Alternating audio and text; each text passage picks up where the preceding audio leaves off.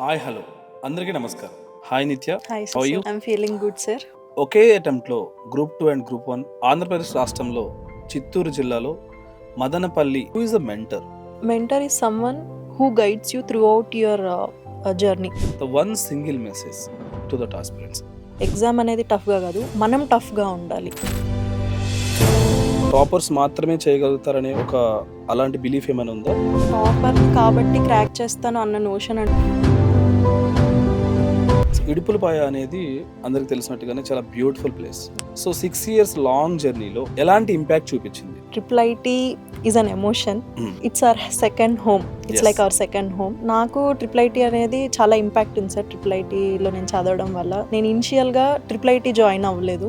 మా పేరెంట్స్ నన్ను తిరుపతి జాయిన్ చేయించారు.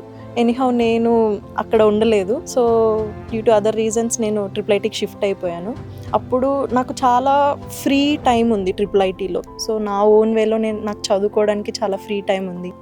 ఎక్కువ ఫ్రీ టైం ఉండడం వల్ల and that learning by doing concept అనే దానివల్ల సో మనం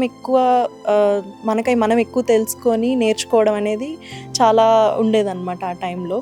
న్యూస్ పేపర్ అనేది అంత ఇంపార్టెంటా? News papers definitely plays a crucial role sir in our preparation. నేను షార్ట్ నోట్స్ కూడా ప్రిపేర్ చేసుకునేదాన్ని. ఒక స్టేట్ గవర్నమెంట్ కండక్ట్ చేసే prestigious exam is group 1. Everyday నాకు అనిపిస్తూ ఉంటుంది నిజంగా నేను లిస్ట్లో ఉన్నానా అని. మళ్ళీ నేను లిస్ట్లోకి వెళ్ళి చూసుకుంటాను. నిత్యశ్రీ అనే ఒక నేమ్ ని ఎలా డిఫైన్ చేస్తారు? It depends on my mood. If you direct movie Nithyanveshana time travel చేస్తే go to my college time sir. You want Covid again? No sir. చిన్నప్పుడు చిన్న కళలన్నీ ఉంటాయి కదా సార్. నో వరీస్, అంత స్ట్రెస్ తీసుకో. One bad habit. Late nights పడుకుంటాను నేను. So father or mother?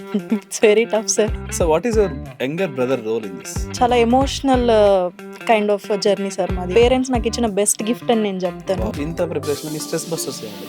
చిన్న స్ట్రెస్ బస్టర్స్.